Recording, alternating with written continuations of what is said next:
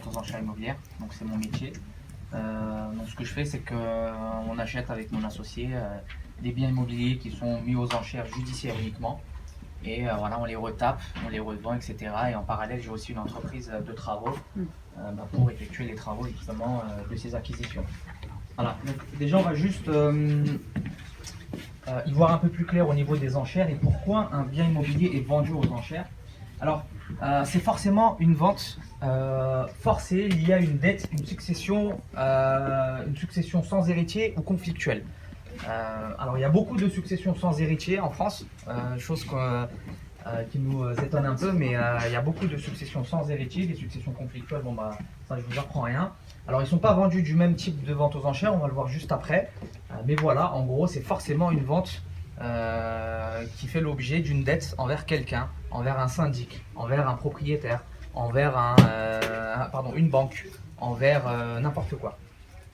Donc le bien doit être vendu rapidement, au plus 10 ans et sans aucune garantie, c'est-à-dire forcément le but des enchères c'est on commence, le prix monte le plus haut, la personne qui l'achète sans condition suspensive d'obtention de prêt, sans condition suspensive d'obtention de permis, il n'y a aucune condition suspensive, donc il l'achète avec les avantages et les inconvénients qu'il y a dans ce bien immobilier. Il n'y a aucun moyen de faire annuler une vente, donc quand on s'engage c'est acheté. Voilà, ça on va dire c'est le côté un peu difficile des ventes aux enchères. Alors il y a 3 types de ventes aux enchères immobilières, on va les survoler rapidement. Alors il y a les ventes de l'État, ce qu'on appelle les ventes sous pli cacheté. Il y en a beaucoup en ce moment, mais je crois qu'avec la loi Laglaise, ils comptent peut-être arrêter ça. Donc en fait l'État vend ses biens, il y a beaucoup de biens, beaucoup d'hôtels particuliers, de casernes de pompiers, de commissariats de gendarmerie, des forêts, il y a de tout qui sont vendus vraiment. Et donc c'est ce qu'on appelle les ventes sous pli cacheté. Voilà, là c'est les types de biens qu'on peut avoir dans les ventes sous pli cacheté. Donc pas de rétractation, pas de conditions suspensives. Et la condition de ces ventes aux enchères, c'est qu'on ne peut pas revendre le bien durant les 5 premières années. Sinon, on doit reverser 50% de la différence entre prix d'achat et prix de vente. Donc, ce n'est pas du bénéfice. Donc, autant dire qu'en fait, on ne peut pas revendre durant les 5 premières années. Pourquoi cette règle? Tout simplement pour éviter qu'il y ait des spéculateurs qui profitent des biens de l'État. Il y en a eu beaucoup à une époque, je crois que Bernard Tapie avait fait la polémique avec ça dans les années 70. Donc, du coup, ils ont mis en place cette règle.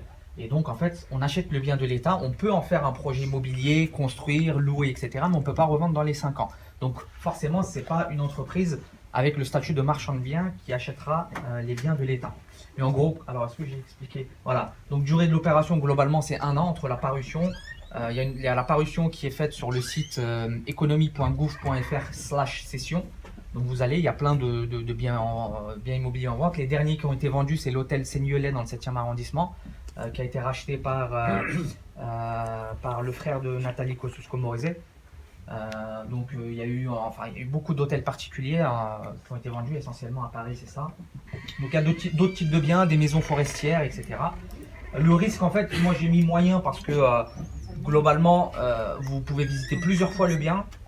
Vous pouvez être accompagné d'un avocat, d'un notaire pour qui vous accompagne tout au long du projet, donc il n'y a pas vraiment de risque.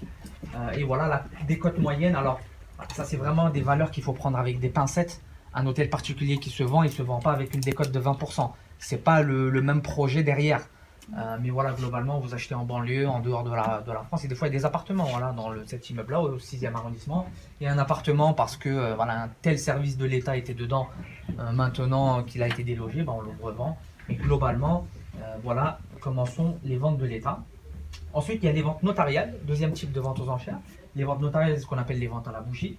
Là, typiquement, c'est les successions conflictuelles sans héritier, mais ne doit pas avoir de créancier. Voilà, typiquement, s'il y a un créancier, donc quelqu'un qui réclame l'argent, il y a un compte à rebours, etc., ça passe aux ventes aux enchères judiciaires, ce qu'on verra après.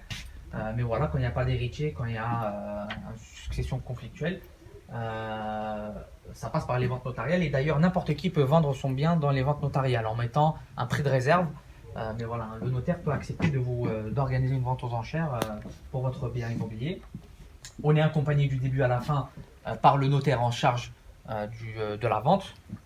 Voilà, durée d'opération, c'est assez court. Aujourd'hui, vous voyez les annonces sur le site notaire.paris.fr des ventes qui aura lieu dans 2 mois. Voilà, dans 2 mois, vous adjugez votre bien, vous avez 2 mois pour payer. Et puis voilà.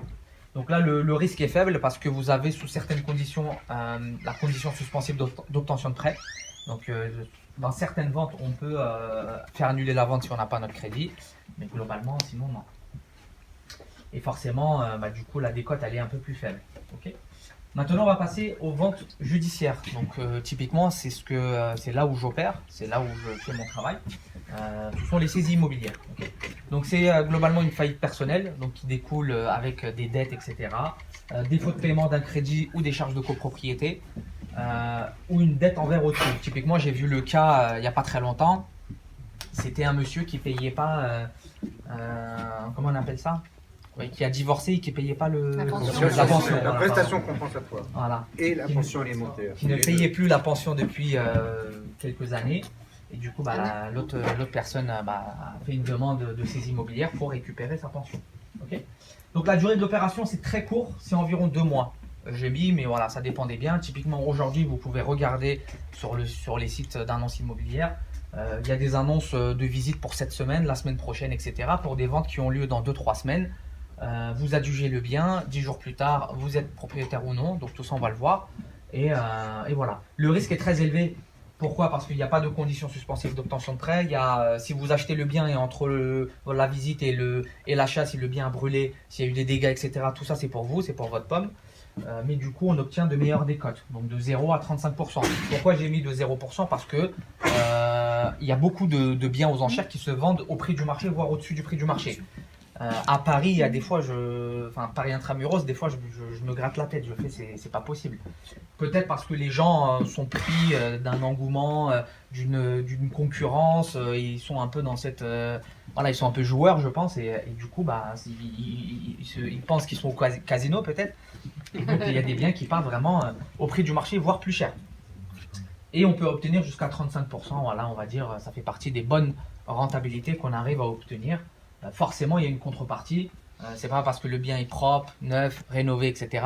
Forcément, il y a une contrepartie derrière. Le bien peut être occupé, squatté, il peut être en très mauvais état, il peut être libre aussi. Tout peut mal se passer comme bien se passer. Voilà. Globalement, c'est ça. Donc maintenant, on va s'intéresser uniquement du coup aux ventes aux enchères judiciaires et je vais vous détailler le processus en 6 étapes. Okay.